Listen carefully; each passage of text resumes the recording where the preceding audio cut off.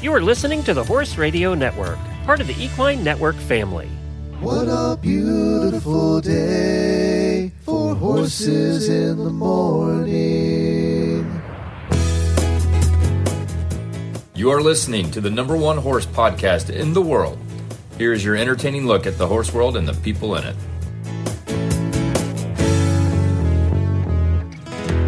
Well, good Monday morning, everybody. I am Glenn the Geek in Ocala, Florida. And I'm Jamie Jennings in Norman, Oklahoma. You're listening to Horses in the Morning on the Horse Radio Network for Monday, April 13th, episode 3926 by WERM Flooring. Good morning, horse people. Well, thank you for joining us, everybody. We have a really fun show planned for you today. We have some of Jamie's friends on. Larissa's going to join us to tell us all about her adventure to the World Cup in Texas. Also, we hear about how feed-through fly control works with Clarify. And on this day in equine history, it takes us back in time to a warhorse that survived 6 bullets and multiple arrows. And Jamie had her first ride on Amigo. We're going to hear about that. And then we're doing something special today. We normally have a post show for our auditors. Those are the people that support us through Patreon. And today, occasionally, we'll open up that post show to everybody. So everybody's going to hear the post show today. And it kind of is appropriate that we chose today because Larissa's husband, the guest who's going to tell us about the World Cup, dragged her husband along to watch dressage. And in the post show, we're going to get his take on how it was watching all those many rounds of World Cup dressage. So we're going to do that in today's post show. Now, you ended up not going, right? I ended up not going for, sadly, multiple reasons. So we actually expected extreme weather, and extreme weather in springtime in Oklahoma is nothing to sneeze at. Like, no. And so they had said maybe Saturday night would be tornadic. And I don't feel like it's fair to leave Ginger here and be like, see ya, I'm going to go watch horses in Texas while you take care of my farm. So that was number one. And I really thought, that they were kind of dwindling down with the idea of the storms, like maybe pushed off to tomorrow. And so I was like, okay, I think I can go. And then Chad was on call and then he got called. I'm like, okay, so now Chad's gone and I have to get Lucas to his school dance on Saturday night. They're like last dance of the year. And remember, he's like, got a thing for a girl at his school. So we had to go.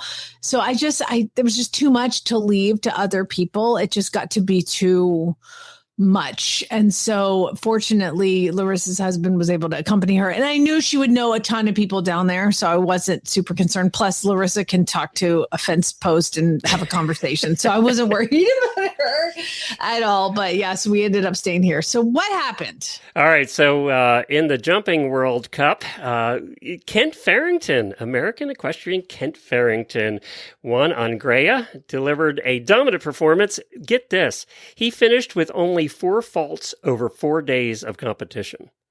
So good job, Kent. He actually won. That's amazing. It was, so he grew up studying videotapes of World Cup finals. That's what he did in his free time. So he ended up winning his first individual title here on home soil, which was really cool for him. So congratulations to Kent. I watched some of the clips. That horse is ridiculous. Like there's one point where the horse jumps and clears the fence from like 2 strides back. And you're just like, oh, how does that happen? So well done, Kent. And what was really cool is we occupied 2 of the 3 spots on the podium. So Katie, is it Denon or I never remember how to say her name. Dynan, out of horse out of the blue, secured 3rd place after jumping clear rounds on the final day. And then both of the other Americans ended up in the top 10 as well. So it was a good showing overall for the Americans. And on home turf, too. So hopefully that's a precursor to the Olympics, right? Let's hope so. And in World Cup dressage, we're going to hear more about that later with Larissa. But British rider Becky Moody claimed the title in her debut performance at World Cup. And she has a homebred gelding, Jägerbaum. And if anybody knows her story, if you don't, look it up. It's worth checking her out. Everybody was rooting for her there. She was definitely the favorite because of this homebred gelding thing. She trained him herself, yes. I believe, from like beginning to now. She had a score, and this isn't freestyle on Saturday night. She had a score of 88.3. That's like damn near perfect in dressage score world. Yeah. It's really up there. So she did the Beatles. She did her freestyle to the Beatles, which was a good choice for a British girl to do. And they said one judge awarded a mark of 90%, which is unheard of. And so she, by the way, she calls him Bomb, so which I think is good too. It's unheard of unless you're on a horse named Bellegro. Yeah, I mean, but her scores were close to Bellegro's scores. So good for her. And there was a 23-year-old by the name of Christian Simonson who came in second place at 23 years old on a horse Indian Rock, and he did Rocky. So that was, and he had a career high of 83.810. So good for all of them. Congratulations to everybody. Apparently went off without a hitch. I heard people, this is what I heard the most about the show jumping, is people were raving about the course. And I did watch a couple rounds of it. Tammy was there, our friend Tammy, who runs Road to the Horse, and she kept sending me videos from the rounds. She was filming it and sending me videos. So nice. I got to watch some of the rounds, and the course was cool. It was a cool course, and I get to watch more show jumping now that we live near WEC. But it was a cool course. It was well done. I think they did a good job. It was well done. The stands were not full, Jamie. Even for show. That was sad, but it was Texas. I do wonder too, like everybody in this whole area had threats of weather. Well, so I wonder how much that had to do with it. Usually in the world, I don't want to get political. I'm just making this as a statement of fact. Usually in the World Cup, people come from all the countries around the world to watch. And a lot of them would come to the United States. So they saw less tourists coming in for this. So I think that had a factor too. And if they had it in Vegas, I think they would have gotten more crowd, but I know they try and mix it up. So I don't know if they were full in Oklahoma when it was there. I don't remember, but anyway. The World Cup was in Oklahoma once? Yes. Yep. Oh, that's weird. Yep. I didn't know that. Yep, Oklahoma City. Reese went to that one, actually. And you'll hear more about the dressage stuff on Reese and Megan were both at the World Cup, so you'll hear more about that over on the Dressage radio show. But let's do some Daily Whinnies, and then we'll talk more World Cup with Larissa.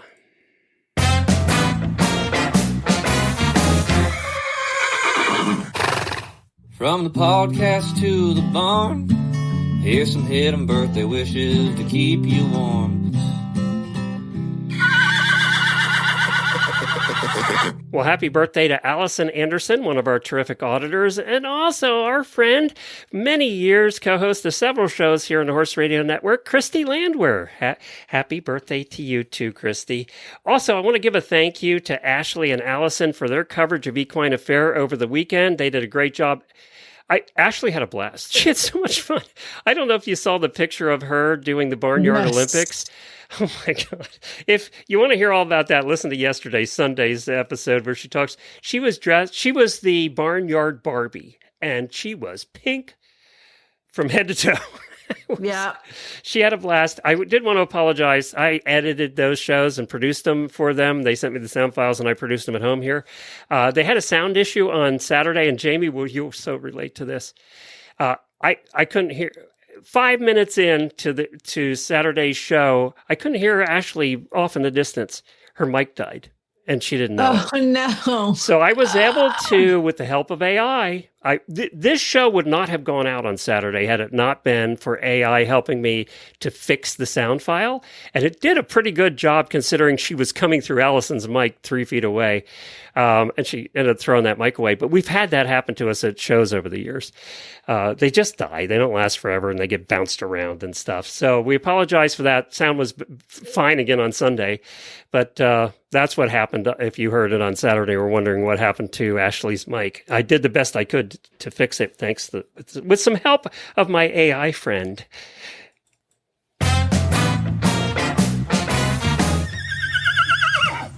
So you told me a while ago that I give too many daily Whinnies to my husband. Yes. Remember that? Yes. So today I get it. Okay. Because I am like the best wife ever, a superstar wife who yesterday sat on the couch and watched the final day of the Masters. Remember, my husband is a uber passionate golfer and loves all things golf. And the Masters, for anybody who likes golf, is just, it's like Super Bowl. their Super Bowl. Yeah. But it's And still their golf. It's still golf, but it's like Breeders' Cup. You know, there's like a couple of days of races that I watch continuously. And so this is like his thing. So I was a super wife. To be fair, there is one golfer that I absolutely adore, and his name is Rory McIlroy, and he's from Northern Ireland, and he is adorable, and he won his first Masters last year after 15 years of not winning, and like ball, and everybody's crying. I saw him last year and I was crying. It was so great. Well, he's playing the whole game, and I'm like, one of the, you know, how they have like those little like head covers that they put on their golf clubs. Oh yeah. And so he has this big plush, like Saint Bernard dog head cover. Okay. And it looks so silly, but I was like, there's got to be a story there. So AI again, I started asking AI, like, what is up with the giant fluffy dog head cover that Rory McIlroy carries with him at the Masters?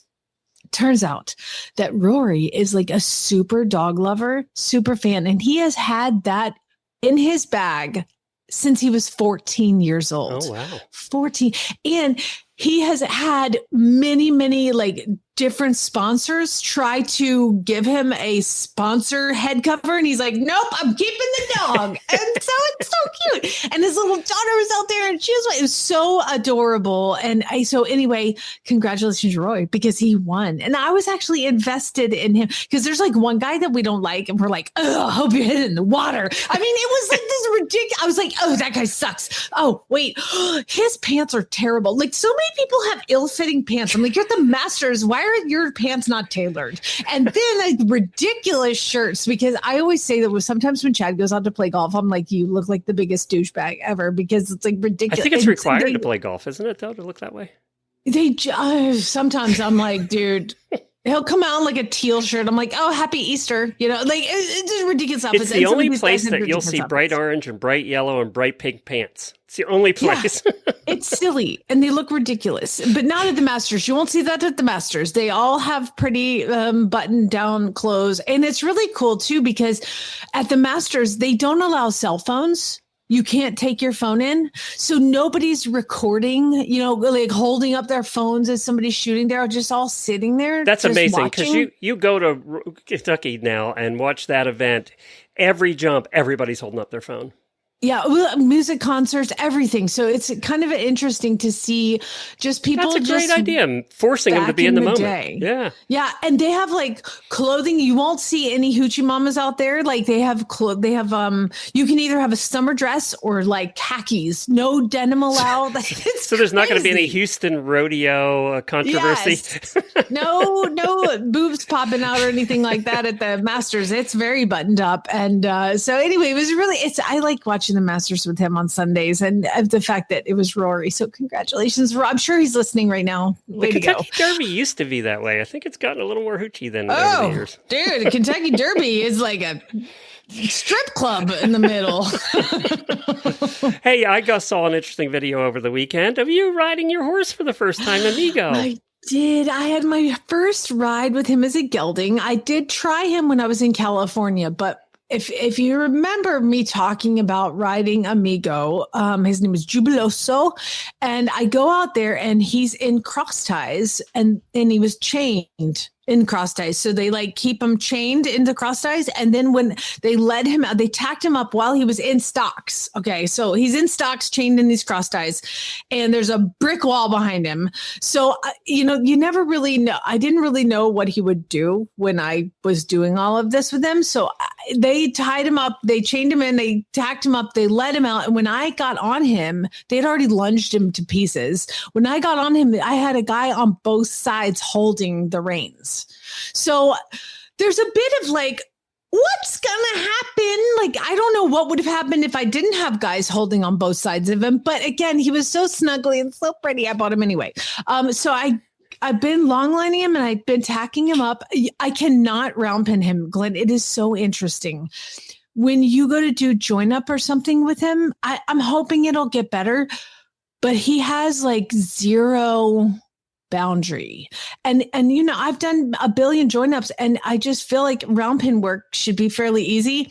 When you go to turn him and try to get him to go the other directions, it's like jumping in front of a freight train, and you're like, is it going to stop? I don't know. And then you end up like, oh, you mean he comes right toward you? Comes right at you? It's like you're a bullfighter. You have to like leap out of the way. Anyway, well, he's Spanish.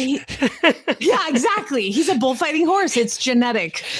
So I tacked him up in the stall and then took him out. I've long lined him a couple of days. And yesterday I got on him and I forgot. Now, were you alone? What, or did you have somebody there? Okay. No, I have somebody with me. And Ginger, I was really excited to come out and participate in the first ride. So I bellied him just like I do all the race horses. I've been treating him, just kind of restarting him, and bellied him. And he was like more freaked out by my feet sticking out than anything. So I ended up getting on him and taking him around. And oh my God, he's so pretty. He's so pretty. He seemed to be good.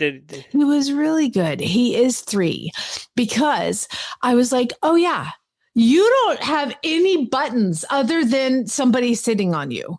And, when they rode him, they have giant spurs and giant whips on both sides, and I didn't have any of that when I test rode him, and I was able to trot and canter both directions, but it was like not beautiful. So I realized here that, it's a 3-year-old. I'm going to have to start.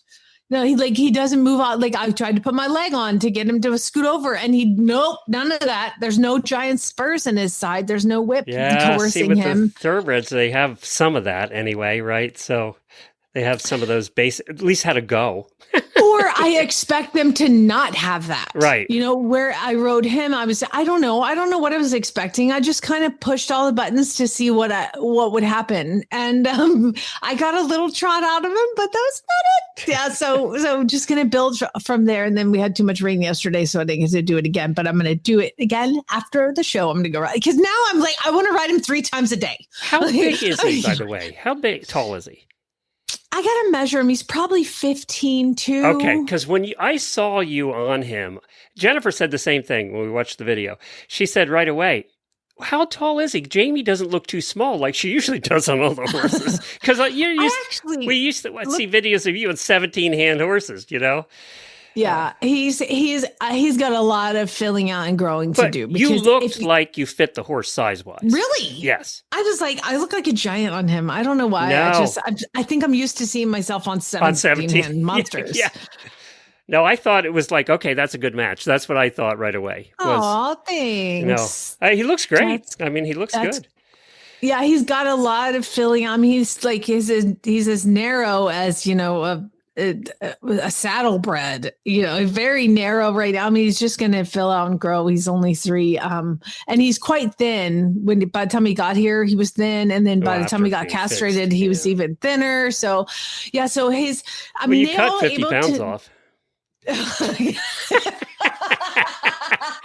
Okay, I'll let you sit with that one for a minute. It's fairly accurate because I took 2 basketballs off of him. On that note, later on in the show, as a matter of fact, at the end of the show, I want to bring up something else you posted from the weekend because I thought it was one of the coolest family things that I've seen in a long time. So we'll get to that later in the show. Before we get to our first guest, I wanted to mention, we talked about this when it happened, and I think now it's time for us to get together with all of our listeners and do something spectacular. Sagamore Farm went up for sale. That's the historic Maryland equestrian estate of racers. That's the one.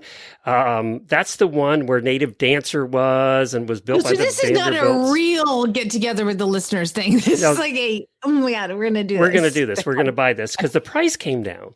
It started at $22 million in early 2025, and now it's dropped to $16.5. It's like it's free. Oh yeah, it's basically free. It is. This is 440 acres in Maryland, a 16,000 square foot mansion, and what?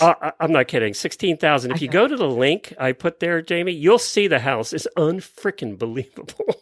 It's 7 bedrooms, 10 bathrooms. I'm telling you, this could be like a resort for listeners. I have to talk to the new company that owns us and see if they'll go for this. The facilities are world class. They have a training track, and they have a clockers tower. That's a viewing lounge where you can watch the horses go around the track. I could live full time in the tower. It's that nice. They have stallion training, broodmare barns. They have multiple houses on this place. It is unfreaking believable. Oh my gosh, there's like murals on the walls of horses racing. Oh, this is an incredible place. Oh wow. I'm shocked they couldn't sell it at $22 million. That shows you the market's down a little, because can you imagine COVID year? This would have sold for $40 million. Who can buy this though? Like, who needs a 16,000 square foot house? Can you imagine what the taxes are every year in this place? Wow. But I figure if we get together, we have tens of thousands of listeners. If we all go together and put in, $1,000, right? What's that add up to? Do we get enough? I can't even imagine. And then we'll rent much. it out the rooms like a bed Airbnb. Would it come furnished? Because I want all the things in this house. I know. It's pretty nice. The house, I looked at the house and went, oh my God. But can you imagine sweeping that place, like vacuuming? Oh, it would take you a week just to vacuum the house. You have staff. Yeah, you definitely would. Well, spring is in the air, but for most trailer owners, that just means it's time to face the black hole underneath those rubber mats. If you're tired of the seasonal struggle to clean the floors under those mats in your trailer, listen to what people are saying about WERM flooring. Sarah put it perfectly. I used to dread spring cleaning my trailer, but with WERM, I just hose it out and I'm done. My trailer is 5 years old and the aluminum underneath still looks like brand new. That's what the WERM difference is. Their poured-in-place system, which stands for We Eliminate Rubber Mats, seals your floor completely so you're not just cleaning. So it's not just cleaning easier, you're stopping corrosion before it starts. And that's one of the biggest problems with wood and aluminum floors. Also, customer Mike shared that his anxious loaders finally settled down because of the cushioned, slip-resistant surface gave them so much more confidence on the road. That's something we don't talk about very often because mats can become slippery too. As you gear up for show season, don't settle for shifting mats and hidden rot. Join the thousands of owners who have switched to a permanent solution that protects their horses and their investment. Visit wormflooring.com today. You talk about not slipping. Butters escaped the other day. I was bringing in horses, and I guess I didn't push the gate all the way shut and latch it. And he got out. And of course, he's like, wait for me. I got little legs, and starts to run through the barn. And he just ran through the barn because he didn't slip on the concrete because I have WERM flooring on my barn floor. It's amazing. Yeah. And I'm looking at this house, by the way, and I am a little, there's just something missing. There's no pool, Glenn. How am I supposed to live in a place like this with no infinity pool? Ugh, I just can't. With the pool room and the game room and the theater, all of those weren't enough for you. You need a pool. Is that a barn in the shape of a track? Oh my God. I'm telling you, this thing is... Native dancers buried here. Yes. There's 1,000 pictures. I'll put a link to this page, this for sale page. Oh my God. You have to look at these pictures, everybody. This is not real. This is not real. You have to look at the pictures. It's incredible. It is real. And it has the largest American flag I've ever seen hanging in a house. I don't know. It must be a story behind that. It's so historic. There's plaques hanging up everywhere. It's really cool. All right, let's get to your friend, Larissa. Well, unfortunately, I did not get to go to the World Cup, as we know, this past weekend. However, we had boots on the ground, Glenn. Okay, that's right. I sent my bestie, Larissa. Hi, girl. Good morning. Thank you so much for joining us. I know you're really sad to be missing out on work right now. If I had to choose, it would definitely be talking to you in the morning rather than checking my email. Sounds good. So, oh my gosh, so you got to go to the World Cup, and I've been living with a lot of guilt because Chad got called away, and then I have so many things to do, and we got storms coming, and we got it was just too much for me. And so I have been sitting with a lot of guilt, oh my God, Larissa is going to have to go by herself. This is so sad. However, you did not go by yourself. Tell everybody who you took. I did not go by myself. My lovely husband drove me all the way down to Dallas and attended the World Cup with me. And there were bunches of people I knew down there already. So I ran into tons of people that I wasn't, crying in a corner alone, but I did miss you very much. Yeah, I really expected you to be crying in a corner alone. So yeah, I'm glad you were able to make it with all the shopping and horses that you got to see. Okay, so we all know that you are now this big fancy dressage rider because you have this big fancy dressage horse. So let's talk about, you get there, we'll get into shopping and all this stuff, but like talk to me about the competition. The competition was so amazing. It's so fun when there is something that you can just pop down and go to that is FEI level, that, a 5-star, any of these kinds of things where you're getting to see these big international riders. My husband and I have realized this is our first international sporting event that we attended together. So that was really fun. Yeah. And so I can clarify in my own mind, Larissa, you went to see dressage, right?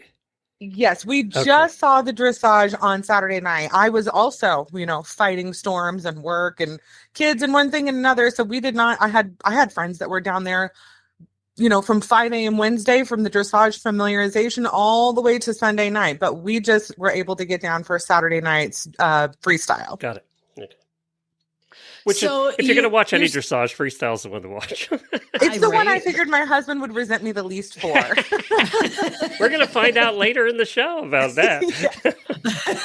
Hell, if they're still married, the jury's out. Because I know I could not get Chad to go sit through dressage, freestyle or not. So your husband's a little more into like, not supporting you, but engaging with you on horse stuff. He's definitely a lot more hands-on than some husbands I know, Glenn.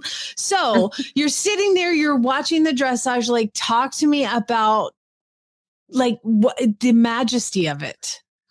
The Dickies Arena, which is where it was held, is in Fort Worth. It is a historic arena that typically hosts Western horse events. So there was a cutting event that was going on across the way that was, all these celebrities were riding these Western horses in a cutting event. And we were at the big main arena in Fort Worth, and it's like 100 years old. It was gorgeous. It was absolutely beautiful inside, completely climate controlled, of course, and all of the shopping vendors and things on the outside. And then you walk into a big coliseum, and it was just absolutely beautiful. The crowds were amazing. Everyone was so supportive.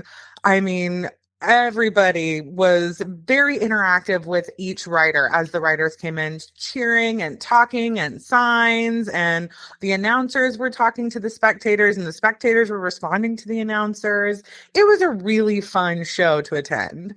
That seems crazy. Like, isn't dressage like usually fairly buttoned up when you're watching it? Or is that just the difference in Texas, or is that the difference in a freestyle? So I went to the World Cup in Omaha when it was there as well. And I felt like the crowd was definitely more buttoned up in Omaha than they were here down in Texas. So it must have been a little bit of Texas flair to the crowd. I mean, there were a few times you could kind of see goodness gracious, the crowds. I saw people like fist pumping, jumping up and down in their seats, as some of these riders were putting on these incredible performances. Well, they're used to watching reining and rodeo where you do cheer the whole time. Yes. You could see some of the riders being a little nervous about how enthusiastic the crowd was, hoping their horses didn't come undone. But nobody's horse came undone, and all the rides were just absolutely spectacular.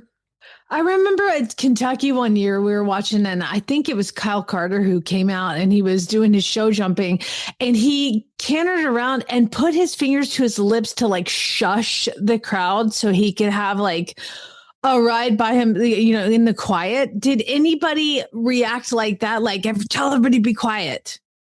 Oh my gosh, no. Everybody was like very, especially as they got to the end of their test, you could see them like, okay, we've made it through all of the, complicated parts of our routine, of our floor plan. And then, like Becky Moody and her ride, as soon as she hit that last drive down center line, just, hands in the air, big smiles, waving the crowds on. Julio Mendoza Lore literally like dropped reins and like started pumping the crowd, and they were all super into it as soon as they got done with the super, super hard parts of their floor plan. Now, Christian Simonson, I think his horse had a little kerfuffle in a corner, but I don't think it had anything to do with the crowd. But he was the only horse that seemed to be anywhat affected by the atmosphere. Now, Becky Moody won. Did you, when you watched it, did you go, oh, she's going to win this thing? I was really hoping for her, of course, because, she's home, that Jacob Brahm's the homebred. But also I'm a big fan of Maxima Bella, whose rider is from Poland, and I've been watching her for several years. So I was definitely hoping for Becky. Everybody is hoping for Becky, right? Like, she's just a small town girl, riding her horse at the World Cup, and everybody, loves her. So everybody was hoping for her. And watching all of the tests, I don't know. It's like when I watch the Olympics, even on TV, it just gets me right in the gut to see these people that have worked for something their whole life be able to complete this event in the Olympic Games, and watching their parents and everything. I just get overly emotional. How did you feel watching it? That close. Oh my gosh. As I was watching Becky Moody do her 2-time tempies on like serpentine loops and smiling, and the Beatles music is going, I'm like crying, like, oh my God, this is the most beautiful thing. I mean, it's just absolutely stunning. And it just is so overwhelming when you get to see these people. Becky Moody had not won a World Cup title. And so of course we're all like holding our breath. And when she wins, there's tears. Like, I'm sitting with a group of like 15 girls, and I think, half of us are crying, like, oh my God, she did it! Everybody's so excited for her because it was the one cup title she didn't have. And it was just, you read all these stories about these riders, like Julio Mendoza, who got his horse for $20 because somebody believed in the pair. And then you watch him, pee off down center line, and you're just like bawling into your hands about how magical their partnership is. It's so beautiful. So it was so emotional and just wonderful. Okay, so I'm not the only crier. That's good. I wanted to ask you too. Christian Simonson is only 23 and came in second place. How cool is that? It was amazing. I mean, he's so young, and the horse has been, a well-experienced horse, but he's not. I mean, I think his horse is 13 years old. So, I mean, it was like watching a baby. It was like watching a baby. He was like, did his mom bring him? Like, oh my gosh. And watching his interview, because we got to stay and see some of the interviews and stuff afterwards, like, he just didn't even know how to process what had happened. He was just overwhelmed. And it was so incredible to watch somebody so incredibly young do what he was doing and handle it. Like I said, his horse had a little bobble in a corner. And I think all 4 of the horse's feet left the ground simultaneously. And that kid just like an absolute rock star of a professional, just didn't miss a step in the test and just kept going. It was so impressive. Well, and he had a bobble, so he wasn't too far behind the winner score-wise. I mean, if he hadn't had the bobble, he might have been right there.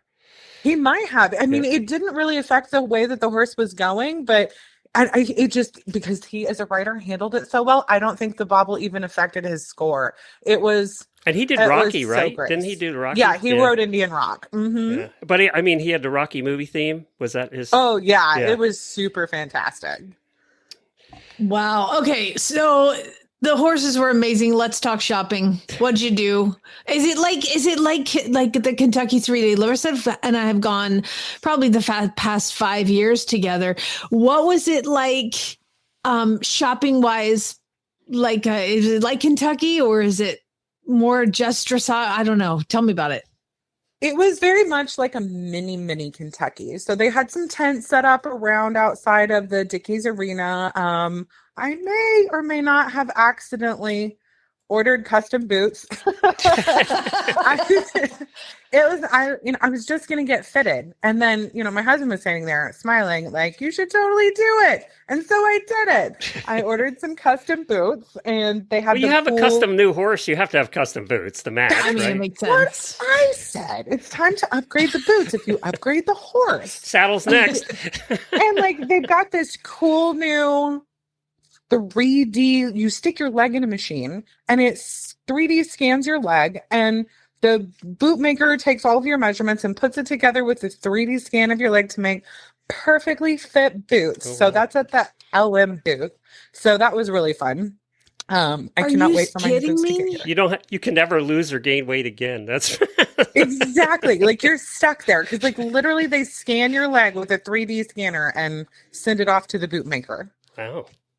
How long do you have to wait? It is up to 3 months for these boots. So, I'm pretty sure I've made it my entire life without custom boots before, but I'm pretty sure I might die waiting for these. And so your husband was like supportive of you getting custom boots? Oh my gosh, he knows me. He said, just buy them or I'll have to hear you talk about the pros and cons of this for the next 6 months. Just buy them. I don't want to listen to it. It's a defense mechanism. Yes. He did it for his own benefit. He did it for his own sanity. Oh, he did. Because I would talk about whether or not I should buy them for 6 months before I actually buy them. Did you do any jumping at all? Or was it just dressage? I just did the dressage. Okay. So, yeah. And did he watch with you? Was he on his phone? Like, how engaged was he? He made it through most of it without being on his phone. However, I did look over at one point and he was working on spreadsheets for work. He said, if I don't do something, I'm going to fall asleep. The music is so rhythmic. It's putting me to sleep. So, but he was, I would whack him and go, this is Becky Moody. We have to watch. This is Julio. We have to watch. This is I would make him watch the ones that I wanted to watch. And then I'd be like, okay, you don't have to watch this. Can you imagine if he had to sit through the non-freestyles, the regular tests? Oh my God. The poor guy. Listen. The poor guy. Listen, payback is a B because I was watching the freaking Masters all day Sunday, and Chad would literally hit me and go, "Oh my God, did you see that shot?" And then hit me. I'm like, "I'm right here. I'm doing enough. I'm sitting on the couch." I always wondered who watched golf on TV. Now I know it's you and your husband. Oh my God. Don't put me in that. I just was a supporting and loving wife. And you know what? He watches a Breeders' Cup with me for 3 days, or 2 days. So it was time for me to pay back. And the Masters is something that is important. So I know Kyle is a golfer too. Did he make you watch the Masters on Sunday? He did not. Well, as our children have started competitive wrestling and they do, collegiate wrestling fan stuff, we watch the same thing happen over and over and over again. You watch wrestling. That's about the same as dressage, actually. I think. It's pretty much the same. Yeah. I was a wrestler, so I can say that. Mm-hmm. It's the same. It's the same thing over and over and over and over again. Did this motivate you to come home and get on your horse and be a Grand Prix rider? Oh, it was absolutely. I'm pretty sure I'm ready to go to the Olympics in 2028. I can do it. I was sitting next to a whole bunch of girls that train with the same trainer that I do. And as we were leaving, she said, "I'm booked for the week. All the girls are riding tomorrow." Everybody was booking lessons as they were walking out the door. Let's do this. Everybody's super motivated. So I love that. We're all ready to go show now. Do you think of the crowd, do you think that a lot of them were locals who may have been Western riders, or was it all the English crowd that came in from everywhere else? From what I was seeing, it looked very much like there was mostly dressage riders. Now, I ran into a couple who were general equestrians. This lady, they had been to the Paris Olympics to see the equestrian stuff, and they were just kind of equestrian fans and casual riders, not necessarily dressage riders. So I ran into some of those people as well, but I would say those people, those people, just general equestrians, non-dressage riders. But I think probably 80% of the crowd was like super, at least at the event that I was at, was super dressage fans, and another 20% that were probably, you know, holdovers from the show jumping and people that were just there, you know, because they lived in the area and were horse people, whether they be cutting or Western. But it was really fun to see a lot of cowboy hats in the stands. I know that I wanted to tell Jamie that Tammy, our friend who's Western, rides, she's the mounted shooter, runs Road to the Horse. I was chatting with her. She was sending me pictures and videos during the finals of show jumping. And of course, she's Western, but you know what she said? She actually saw some of the dressage too. Tammy even said she wants to take a dressage lesson, and she is as Western as they get. So look, it motivated the most Western girl I know to want to do a dressage lesson. Well, I think the next day, so Sunday, I think there was a mix of everything. Did you guys stick around to watch any of the jumping? We did not stick around to watch any of the jumping. Wanted to get home to my horse so I could ride. I got not as to do. Motivated. Yeah. Oh my gosh. Well, thank you so much for coming on and giving us a report. We will be heading to the Kentucky 3-day in, oh my God, how many days? Like two weeks, less than 2 weeks. Freaking out. So, and hang on, everybody. So we're going to do something special today. Larissa's husband's coming on in the post show for the auditors, but we're going to do something. We don't do this very often, but today we're going to make that post show available to everybody. So everybody will kind of see what they miss out on by not being an auditor, and what we do kind of in the auditor post show. So we're going to have him come on to give his version and see how it differs from Larissa's. I do also want to remind everybody that when I purchased the horse that I have in my barn, Craigslist Carl's name when I bought Carl was Kyle. Larissa's husband is also named Kyle. And I thought, won't that be hilarious when I can call Larissa and say, I rode Kyle all day? And she thought it was really funny. And my husband did not. So Kyle in my barn became Carl. So I don't even know if your husband knows that or not, but whatever. He does know that. He does know that because I was giggling, laughing over our hilarious text threads. He was not as entertained. This was not horse husband approved on either side. Do you know what's amazing, Larissa, is how funny we are. We're so funny, and like they just don't get it. I mean, we're hilarious. I know. It's whatever. It's Thank you, Larissa. We're hilarious. Take care, Larissa. Thanks, guys. Even under the best circumstances, travel is stressful for horses. We've all been there, stuck on the side of the road in the middle of nowhere.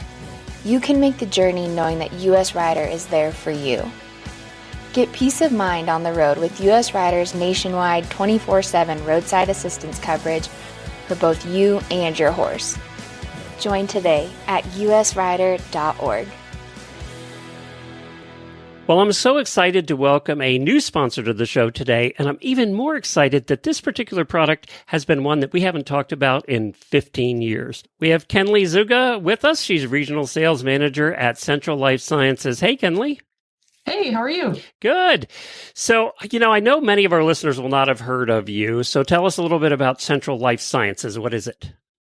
Yeah, so that's a common reaction. So Central Life Sciences, a lot of people don't necessarily know the company or who we are, but they probably recognize a lot of our different brands. So Central Life Sciences, we're owned by a parent company called Central Garden and Pet.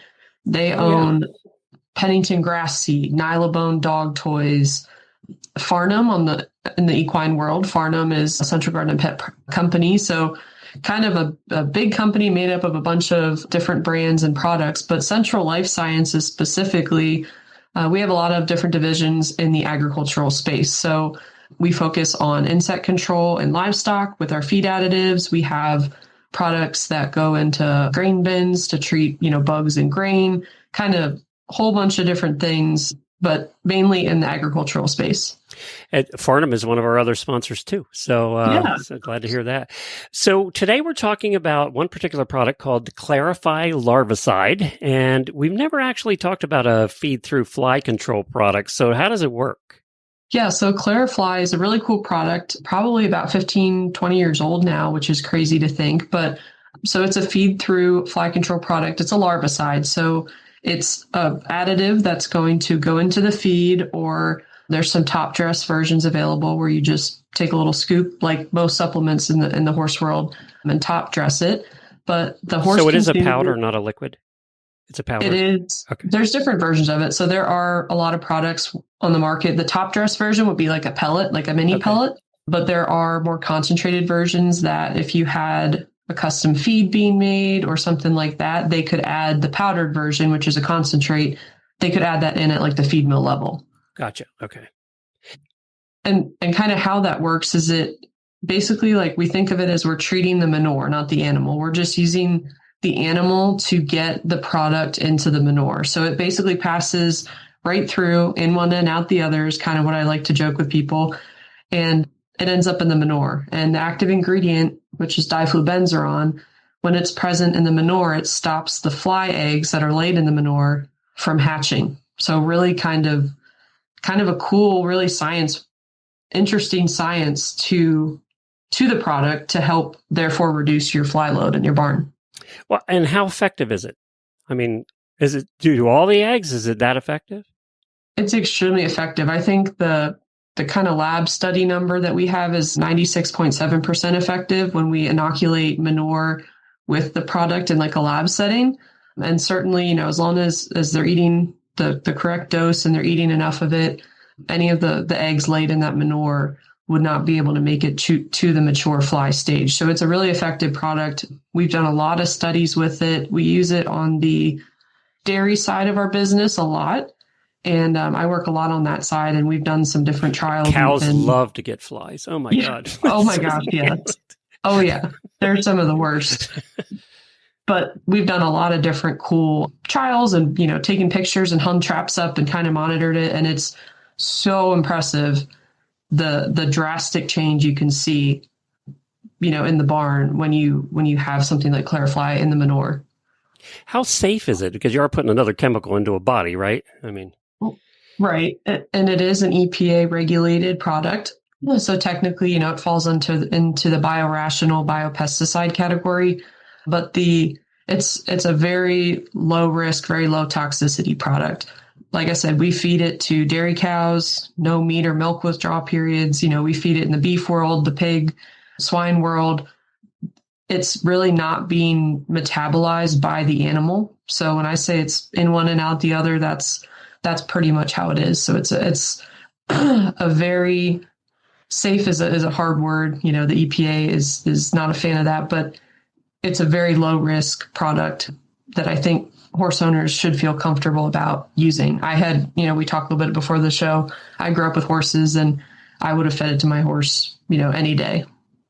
One of the questions we always get, when we're talking about a fly product, well, if my neighbor's not using it and they have horses, and they're 5 acres away, how effective is it? Well, it's not going to obviously help their horses and their flies. And I don't know how a fly flies or travels, but you can only do what you can do on your own farm, right? I mean, that's what you can handle.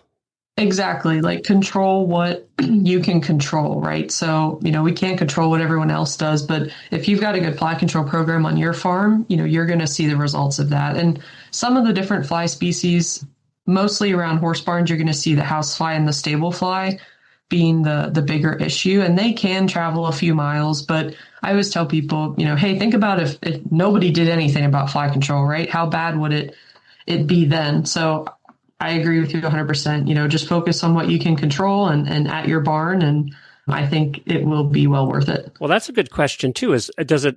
What types of flies does it control that would be in the manure? Yeah, so Clarifly has 4 flies on the label, so it stops the larva of 4 different flies. Would be the house fly. House flies are really going to be your kind of nuisance flies. You're going to see those are just kind of buzzing around the barn, maybe in your feed room. They like anything, really sugary, anything high in sugar or molasses. They're kind of a nuisance fly. Really, the concern there is sanitation, just not having, all the little fly specks all over your walls. Disease transmission is a big concern with those guys. And then you have your stable flies. Stable flies actually bite. Yeah, they do. Yeah. So I don't know if you've ever seen, the horses dancing and, they're kind of stomping and we live in really Florida every day. Yeah. Well, yeah, there you go. Then you're probably far too familiar with some of these issues. If there's a bug, we have it. So you said 4 types. So they got the stable and the house. Yep. Stable, house, and then face fly, and then horn fly, which horn flies aren't really going to be a concern on horses. They mainly live on pastured cattle. So unless you have maybe horses and cattle running together. Oh, they're the ones you see swarming around the cows? Yeah, they're the little ones that are all over the backs of the cattle. Yeah, they're nasty. Yeah, they are. The horn fly and the stable fly are blood feeders. So the animal is their food source. So they're biting and causing that painful bite, sometimes up to 40 times a day per fly. And how cost effective is it compared to like other fly things?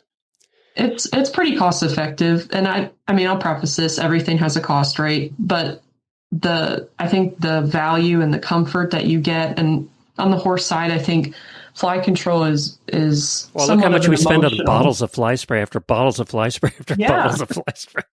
Exactly. Yeah. So something like Clarifly, you might not need quite as much fly spray, or maybe you're not spraying the facility as often as you were. So I think it all balances out. I know on the cattle side, we say it's about 5 to 6 cents per head per day.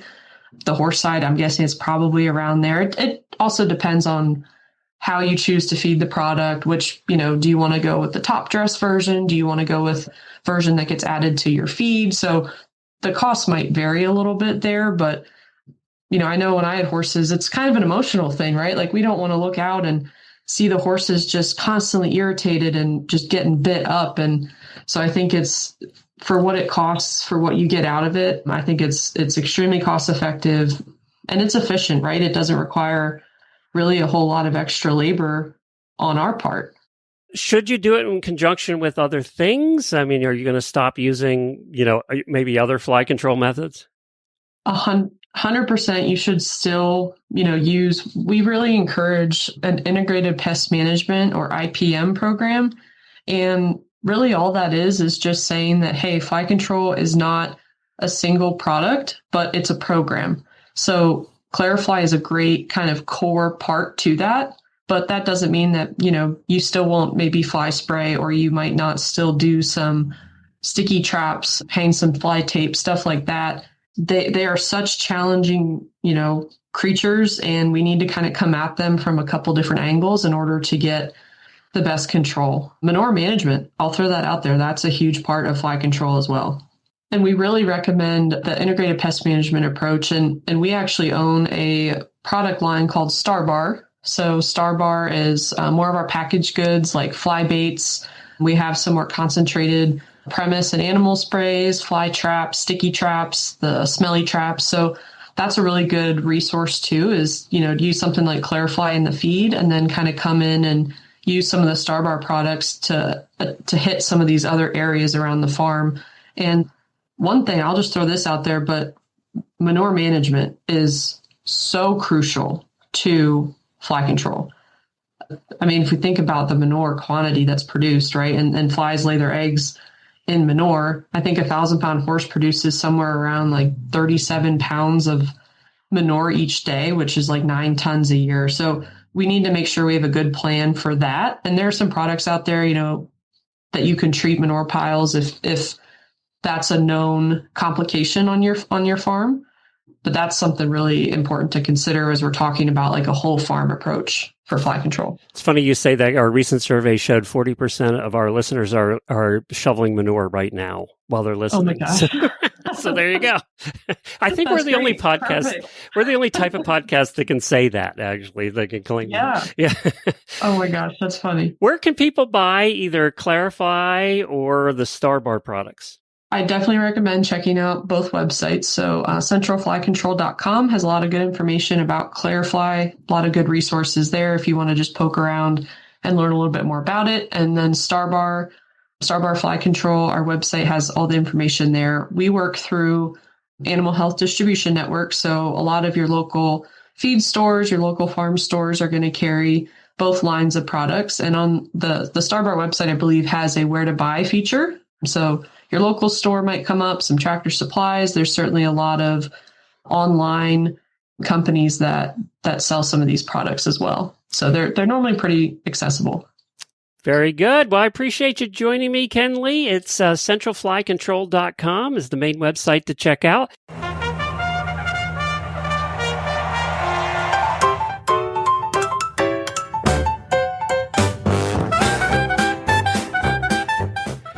Well, it's time for this day in equine history. April 14th is the date Abraham Lincoln was assassinated. In the days following, horse-drawn funeral processions became the primary way the nation mourned. The massive ornate funeral car used in D.C. was pulled by 6 white horses, each wearing long trailing plumes. It set the precedent, and I didn't know this, for the first riderless horse tradition, that, you know, how they do those at state funerals. And, of course, the riderless horse was Old Bob, Lincoln's own former horse, who we've done history segments on in the past. He had sold Old Bob, but the guy who bought Old Bob after his death, they asked if he could borrow the horse, and he brought him there, and he was there for the DC. Now, they had multiples. His casket went to multiple cities around the country to do this, and was pulled by different horses. Was it open? No, I don't think so. And it was one of those, I think it was one of those fancy hearse type carriages. Like Dead President Tour? Yeah, it was a Dead President Tour, yes. Oh, no, I don't like that, but I do love Old Bob being brought back into the fray. Yeah, Old Bob was there, and that started that riderless horse tradition. On April 14th, 1975, oh God, we're going to get started. No. Here we go. I should have put this last. On April 14, 1975, the Queen of the Fillies, Ruffian, began her legendary 3-year-old campaign. Despite a long layoff, she ran at Aqueduct as a massive 10-1 favorite. She didn't just win, she humiliated the field, taking the lead immediately and winning by 8.5 lengths. Her jockey simply asked, "What can you say? She's just great."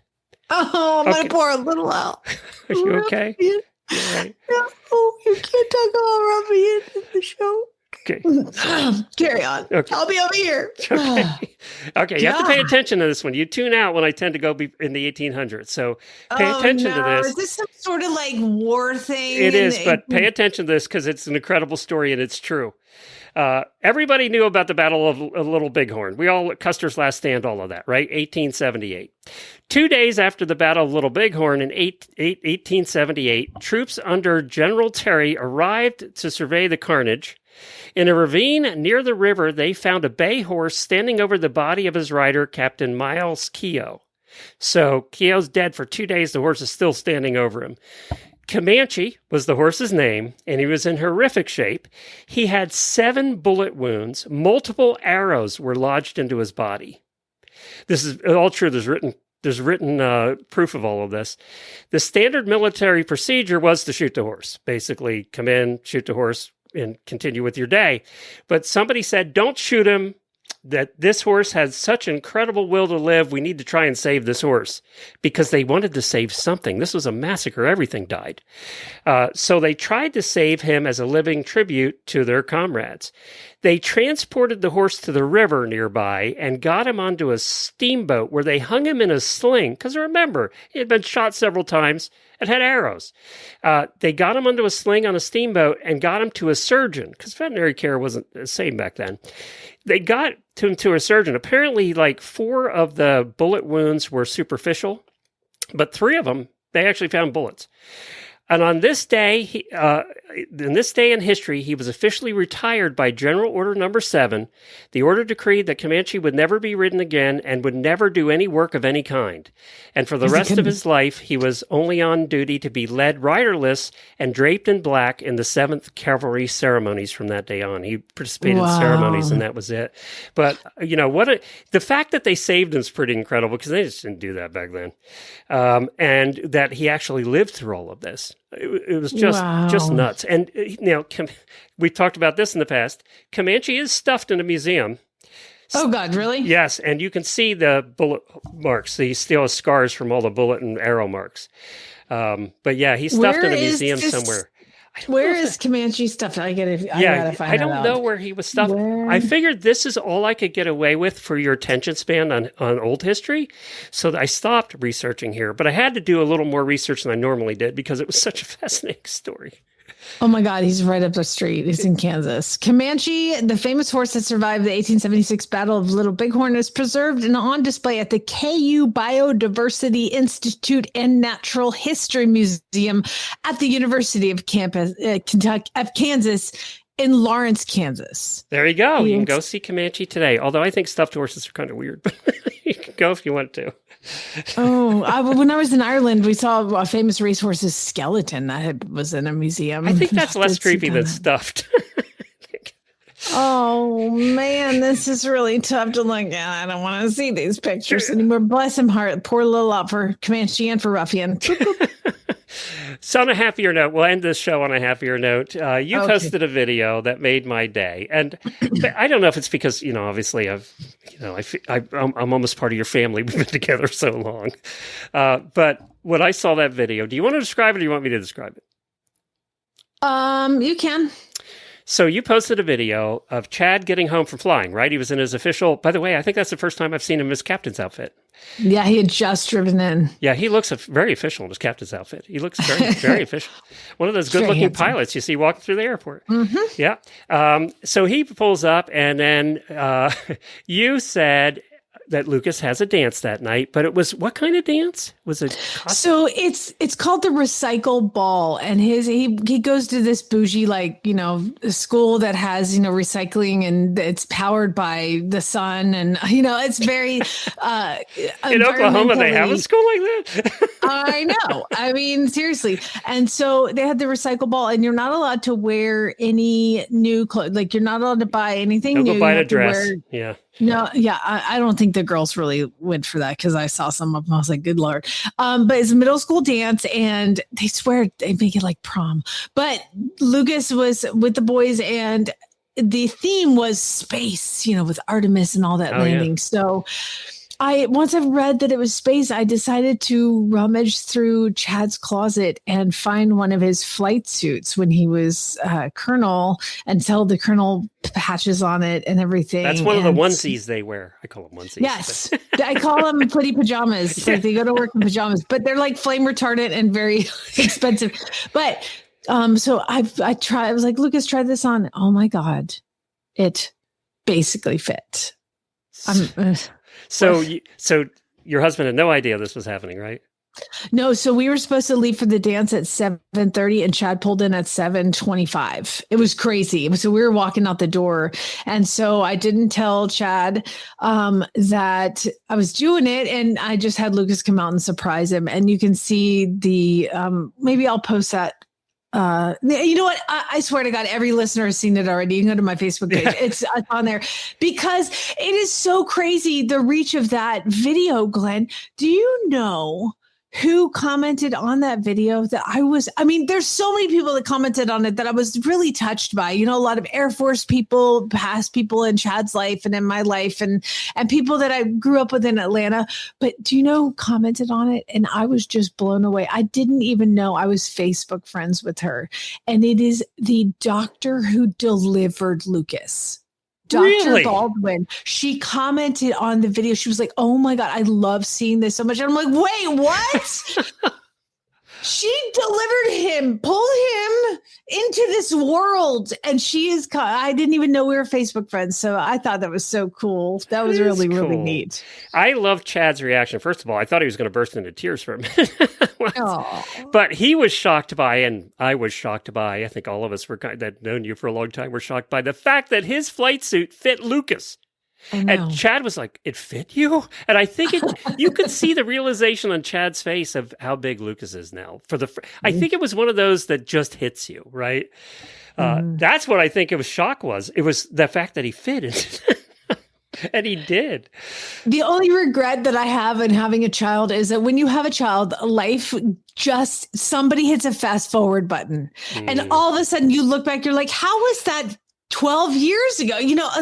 Looking at the comments of the doctors, almost 13 years ago, and it feels like he looks 16, yesterday. by the way. I know, he's like a giant human, and I don't know. Well, that I guess whole realization really well. was in Chad's face for about 10 seconds that night. Yeah, I'd already been crying, so it's fine. Yeah. Yeah. No, that was special. That was really, and I'm Cool. glad you shared it with the world because it was really cool. I texted it to my father-in-law, and I just because he doesn't have Facebook, and so I texted him a video, and he was like blown away. But he was like, "Oh my God, did Lucas win? Did he win? Did he win?" There's no competition, Papa. Like, he just wore the outfit, and it was really funny. Okay, but because did he win? What? Yeah, there was no competition. No, did he win? Oh, did he win? You know what? I think he's over her. We're on to new hearts now to break. Well, she's, like, here's what's going to happen. And Monty talks about this a lot in Join Up is, you followed the horse, you followed the horse, you followed the horse. And then finally one day you give up and you walk away. And that's when they start following you. So true. I described this to Lucas. I was like, you've been chasing the herd and now you're going to just walk away. And guess what's going to happen? Herd's going to start chasing you. It's just second nature, so it's going to happen. Welcome but I don't to know. Being a teenager. I know it's exhausting, and when except you're nobody ever mom, chased me. I was just that never happened. You chased and chased, chased but maybe chased, you didn't just walk away. He's been very attentive to her for like years, and I think he's over it. So I think he's just going to walk away, and we'll see what happens. He looked really good in the flight suit. He really did. It was cool. It was really sweet. It was really cool. So I was really happy that we could do that. And Chad walked in at the exact moment. And so I will tell you that we pull up and we're walking into the school and he's like, I think it just hit me the realization of the fact that I'm wearing my dad's clothes. I was like, dude, you look great. You look great. And so we walk in and two girls come in and they are wearing dresses made out of trash, like plastic bags and stuff. See, they got the spirit. They got the spirit, but I was like, hey, man, at least you're not wearing trash. And he was like, yes. But they get it, maybe they should have won. But yeah, his was recycled and it was not something that we purchased. And it was just really sweet. And I don't think anybody at his school got it, but those people on Facebook and y'all did. So well, the proud papa got it too. Yeah. Proud mama and papa. All right. Auditors, hang on. Auditors, everybody hang on. We're opening up the Auditor Post Show for everybody today.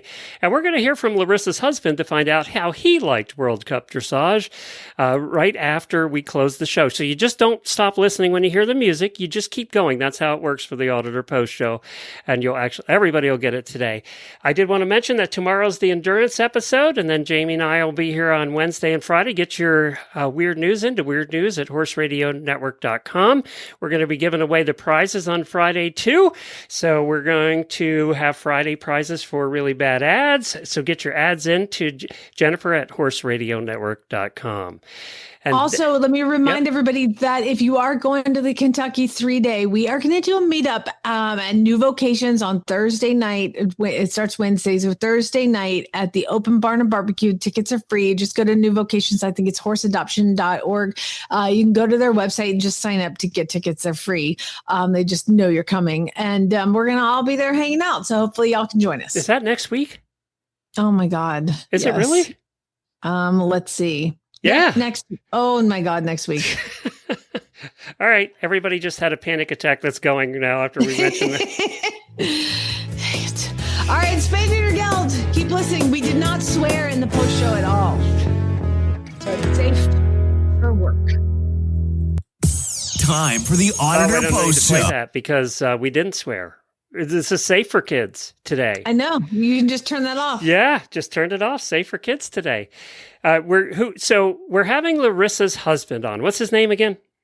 Kyle.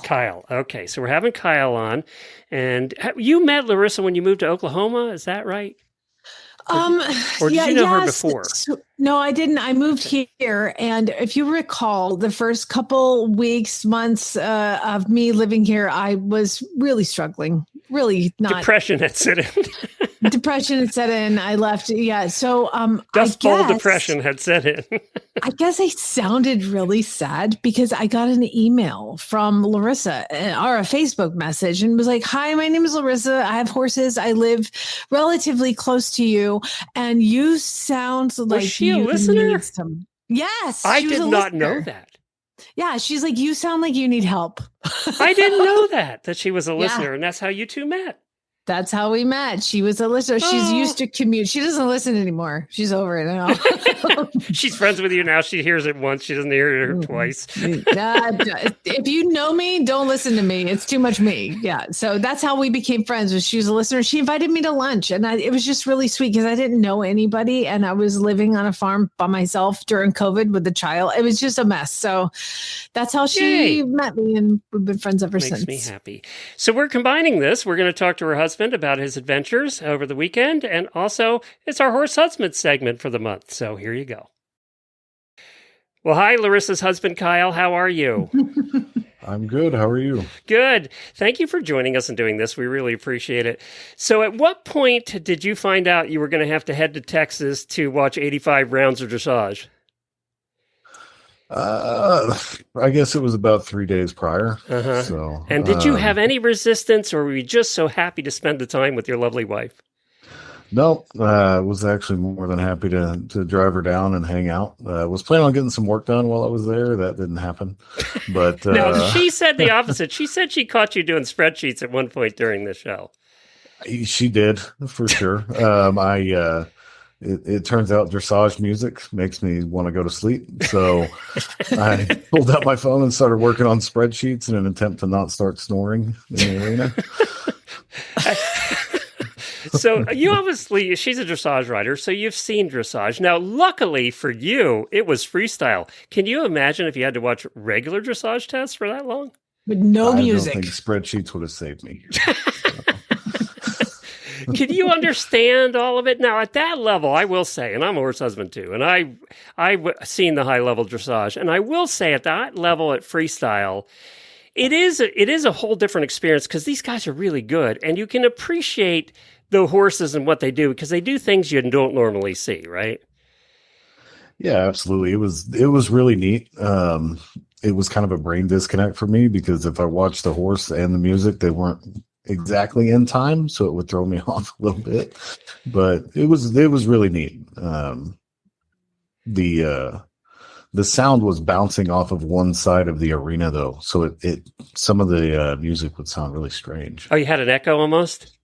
Yeah, you could hear it, kind of the sound slamming into one side and then coming back. Oh, that would mess with your head. That 100-year-old arena was not set up for musical freestyles and dressage? What? God. Yeah, it's almost like when they designed the Dickies Arena in Fort Worth, Texas, they weren't thinking about dressage, which is, I know it's hard to wrap your head around, but it is a possibility. I don't get it. Okay, so now it's just us here talking. How many tests in did you start to tune out? Because I could get through 3 or 4.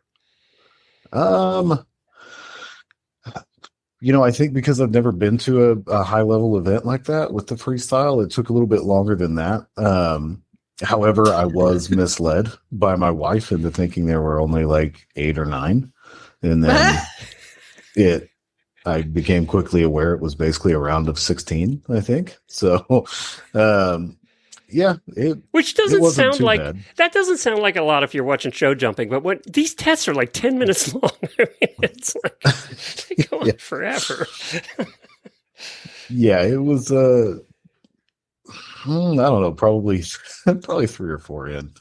So it's not so bad. Like the winners, you had the Beatles, that was good, right? She won the thing. And then you, second place, came in with the Rocky theme. But when you get the ones that come in with the traditional classical music, that's what gets you. That's just like, oh my God. Yeah. The simple drum beat with like a saxophone overlay is definitely gonna put me to sleep pretty quick. Gross! So. Somebody had saxophone music in the freestyle, like Kenny G style. No, grocery store music. Yeah, it was definitely elevator or hold music at times, just with a little bit more of a beat. But There's my test done to the elevator music of. Thank you for coming to the dressage finals. Please hold. Was Larissa always a dressage rider, or did she convert to that? She rode Western growing up, and then she, tricked me into horses, kind of convinced me that, this and that and dressage, and I had no idea what I was in for. But here we are. Did she have horses when you married? So you married into it knowingly, or did this come later? One of her old horses was still at her parents' house whenever we started dating a long time ago. And I think that horse was still around when we got married, but I never actually saw her ride a horse. So she talked about always wanting horses again. Yeah, I feel duped. So, but not too bad. I mean, it's I don't know. It's coming from not that world. It's definitely a different thing. And now pretend Jamie's not here. I can mute her actually. So, so pretend she's not here. How much did your life change and become better or worse after Jamie showed up in your life? I would say it became better.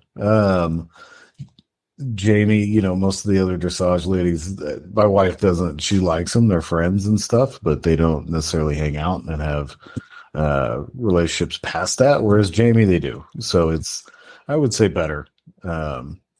And it's less that I have to do. So she, she pitches that off on Jamie more. So that works. It gives her an outlet for that. So, which is great. She doesn't have to. That's so good. Okay. So basically, let me translate. Okay. What happened is now when Larissa wants to drive to Arkansas in a 3-hour notice and go see a horse that she wants to buy, I get to go.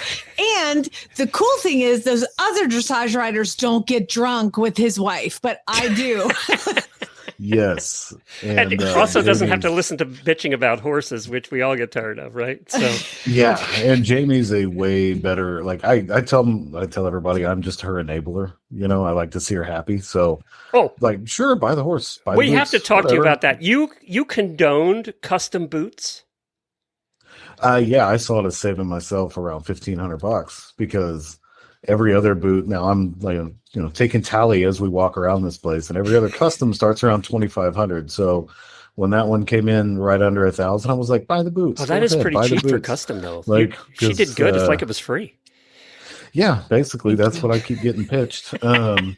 So Glenn, I'm so proud of you for using that, by the way. I just can't even right now.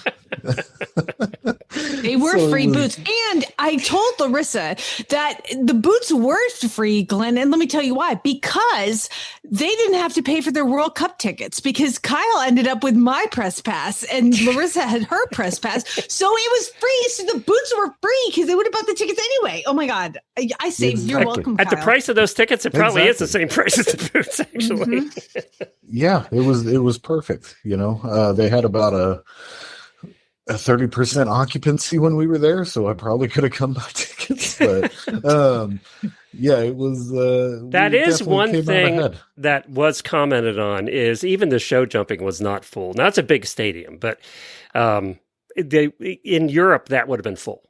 So that is a difference too. And probably in Vegas it would have been full. Yeah. Yeah. And they were doing a cutting horse thing while we were there too. So everybody was over there. So possibly that probably scoops up some of the, horse business. But yeah, it was great. I will say one of my things that kind of took me by surprise was that I went to the F1 race in Austin this year, and the drinks at the FEI event were far more expensive than even F1. Welcome to the horse world. Definitely threw me off. They were smaller drinks and more expensive. So, I guess it does kind of play into the horse world. So, welcome to the horse world. And I can say this because it is public. It was in press releases. The company that bought the company that owns us now was the one that bought F1 and took it big time. And then they sold F1. They ran F1 racing for a long time. And they said one of the reasons they got into the horse world was higher steady income. And apparently it also involves the drinks. So there you go. No way. Just as an aside, before we let Kyle go, Glenn, I would like to paint a picture of what life is actually like for Larissa, because tend to be a little jealous about this.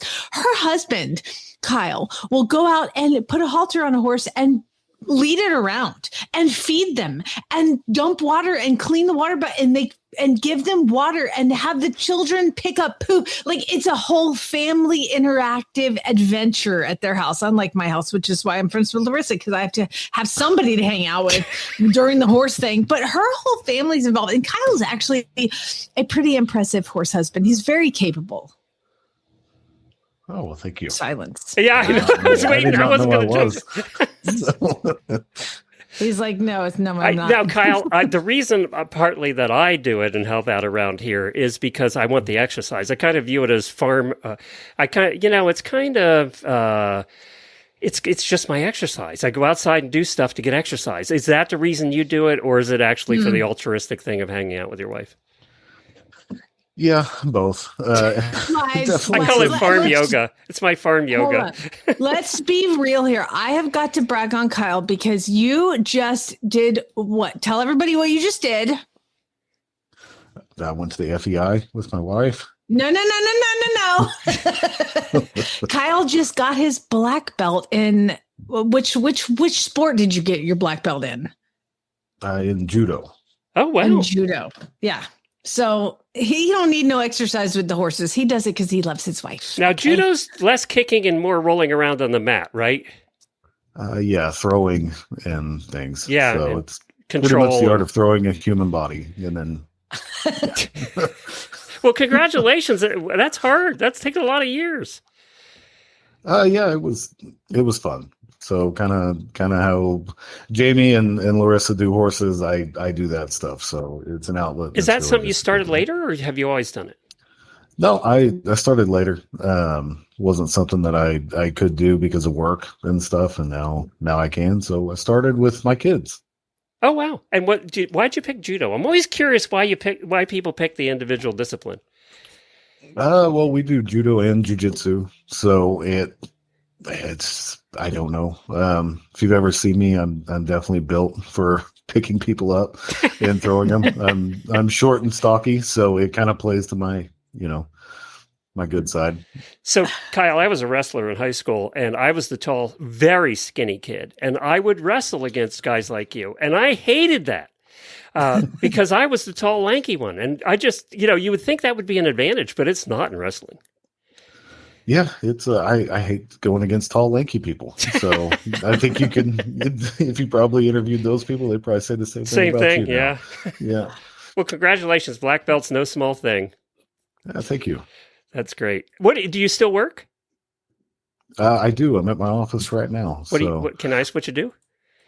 We're in the medical services. Okay. So home infusion pharmacy. Gotcha. See, again, we have smarter listeners than us, Jamie. It just always works. Well, here's the thing. So Larissa is actually the smartest person I know, and she runs this whole thing, and she made the intelligent, brilliant move of hiring her husband to take away all the work and do it all. And now she gets to ride her new horse. Like, it's win. so smart. This is a family business? Yes. I didn't know that. Okay. Larissa's mom and dad started it, and it's a good, healthy business. We're very lucky. So. Wow, that's great. That's terrific. Well, we appreciate you joining us today, and thank you so much for being with us. It's always fun. Yeah, absolutely. It was a lot of fun. So next time we'll get press passes to like a polo match or something more fun. Okay. Oh, there you go. All right. Bye, Kyle. I'll do any of them. Bye, guys. Thank you. Okay, he's a cool dude. I like him. Yeah. What a fun couple. You have good friends. I know. I'm really fortunate to have met them and been a part of it. It's funny, as we talk about Kyle and me, but I really hardly ever see him. It's Larissa and I, we just meet somewhere or we travel Kyle prefers somewhere. It that way. Yeah, sounds like it. I didn't realize that it was done on purpose. I think Chad feels the same way. They probably talk behind your backs, actually. Oh, yeah. They played golf together. Chad's like, get her out of the house. They Ask went on a Larissa to golf take trip her together. somewhere. Go buy a horse so you can leave. I can see why you two get along too, Larissa and you. I mean, you guys are the same person. It's like, Yeah, I always say it's nice to have a friend who's funnier than me. She's funnier than me. She is funny. She was really good as a reporter too. She can report anytime she goes to an event. She's really good. Uh-huh. Yep. Maybe I'll hire her instead of me for Kentucky. Let her get on the phone. We do need her report. Now give us a different report. You two can do it together after you get back from Kentucky. I think that'd be great. I've got a group of girls. We'll all get drunk and I'll record it. It'll be great. Okay, so one other thing. We're in the post show. One other thing, doesn't matter today, but I want to ask you this. So you obviously, because of the weather and everything, had to bail out. You're not bailing out for Kentucky, no matter what happens in your life, are you? You're going.